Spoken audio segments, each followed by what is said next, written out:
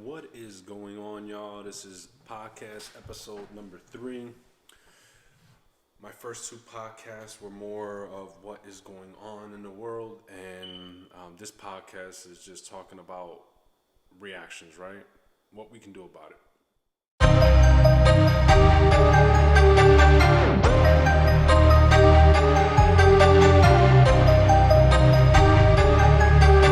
Now, I've spent some time over the past few weeks kind of mentoring a little bit, talking to a few people, being an ear for a few people to kind of let their thoughts out on. People have been calling me, asking me about, life insurance and self-employment and what am I doing there. And I was very excited, honestly, excited that people are willing to reach out for information and people are interested in things. Now, quick side note, Stay Fresh gear brought to you by the good fellas at Stay Fresh.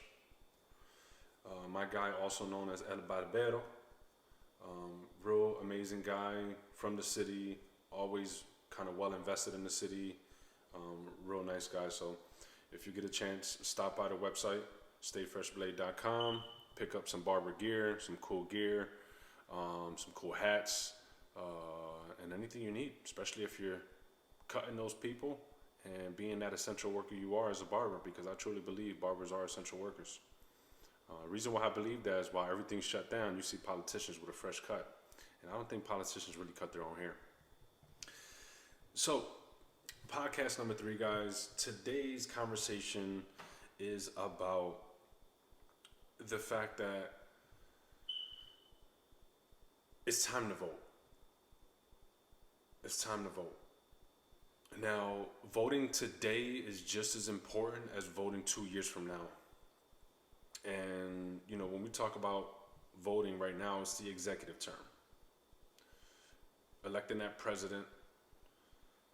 And to be honest with you guys, I don't have an answer for you. Which president to vote for, which candidate to vote for.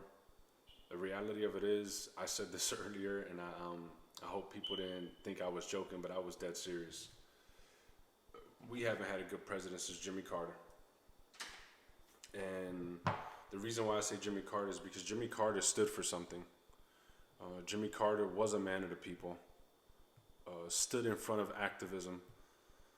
His daughter was an activist. They stood for something, And when we talk about education, that man stood behind education. When we talk about anti-racism, he stood behind anti-racism. And I truly believe that man was a man of the people. Now, that was before my time, so I don't know if there were other things that transpired during that time. However, just doing my research, and, I just always felt like that was probably one of the best presidents we had. And some people may argue, Bill Clinton, Republicans may argue George Bush, but I felt as though everyone had an agenda. And I won't get into politics right now. That's not what this podcast is about. But the reality of it is most presidential candidates have their own agenda. Whether if it's war, oil, money, they have an agenda. So not only should you be voting today, but when the legislative side of the vote comes out, you should also be voting during that time as well. 3 branches of the government, and we don't teach that enough, and we stopped teaching it, to be honest with you. It's sad, because when you have people in power, like politicians, senators, House of Reps, governors, mayors, you see this stuff going on, right? The corrupt people who are using the city's money, the state's money to fund a jet, to fund the repairs on a home. But yet we have schools closing, public schools becoming more privatized. It saddens me because I'm from North Philly, right? And I went to a school when it was just built, Luis Munoz Marin on 3rd and Ontario. And they built that school, I believe, in 97, and I was one of the first students to attend that with a group of other students as well, and one of the first students to graduate from there with a group of other students as well. just seeing that school from where it started to where what it became, and then now seeing it again, I'm at awe because I see a principal there, and I don't know him personally, but I see a principal there who actually gives a damn about students, education, teaching, and I see him caring more than I see some of the parents caring, and it's unfortunate, but it's the world we live in, right? I mean, I've seen more parents complain about homeschooling than ever. I would have loved to be homeschooled, but that's just me. You know, not everybody's gonna feel the same way, right? So we have to respect how everyone feels. My wife reminds me of that every day. You have to respect how other people feel. And I know there's some people out there who believe in the conspiracies of your vote doesn't really count. I'm one of those guys. I'm not going to be here and be fake and act like I'm someone else. Most people who know me know I'm that guy who doesn't believe that your vote counts. That doesn't mean don't cast your ballot. You know, don't vote. That doesn't mean that. I truly believe that the powers that be ultimately select who's going to be in office. And the individual that they select who's going to be in office is the individual that they can make a puppet. So when you consider somebody like Donald Trump, I truly believe he's a puppet. Sometime I've gotten a lot of blowback for this comment, but I do appreciate one thing Trump has done. And the one thing he has done to me is expose. He has exposed the government for what it is.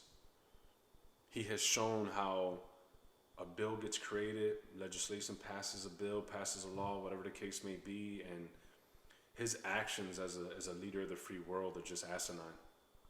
Now, some of you guys out there who are wealthier than most may agree with what Trump does until your family's affected.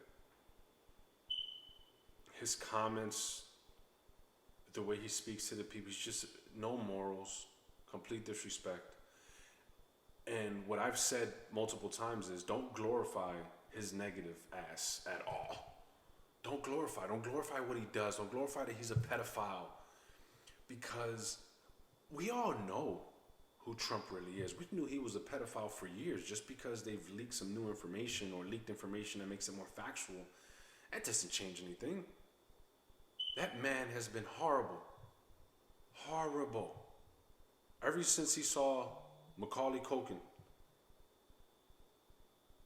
in that hotel, and he looked back like the creep he is. You guys know what I'm talking about, Home Alone. This man has been a Democrat and a Republican. He's told Democrats they're idiots, Republicans they're idiots. He has been playing both sides of the coin for so long, and he still manages to become the president of the free world.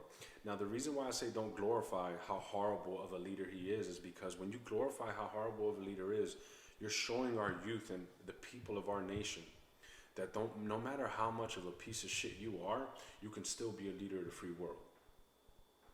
Think of that message. Think about that for a second.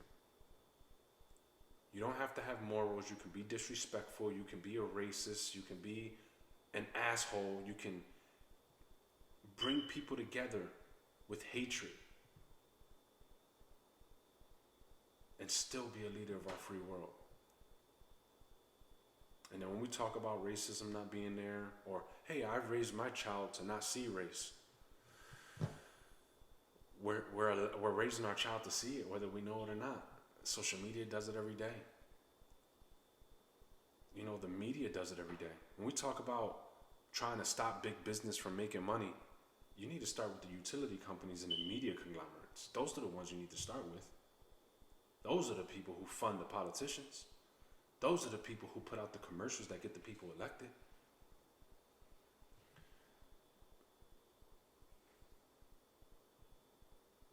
You can't change the world. You can change yourself. You can implement change within your community and inspire people to implement change within their community. And through acts of kindness, it becomes something big. It grows. It's a flower. It's a seed. You know, when you start to be the person your community needs. You're planting a seed, and the flower is the nation now doing it. And that's where you should start. I'm sad, honestly. I'm sad. I'm scared.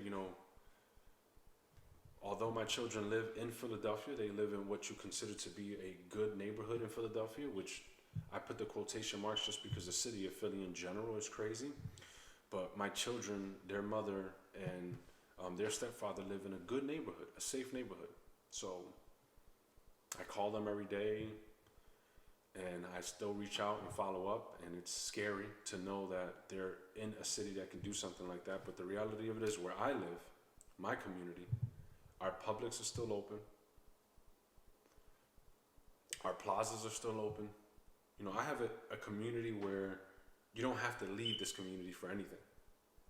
There's restaurants, there's shopping, there's mail, groceries, gas, everything's within my community, so I don't have to leave. There's a park, there's basketball courts, handball courts, tennis courts, baseball fields, soccer fields, there's everything here. I don't have to leave for anything. And I want everybody out there to understand that you do not have to check on me, because I spent my life trying to find a place where it was safe for my children to be. Unfortunately, we co-parent. Their mother lives in Philadelphia, I live here. However, I spent that time to try to put myself in a place where I wasn't going to be put in a position where my family can be harmed. So I want you guys to make sure that you're checking in on your loved ones.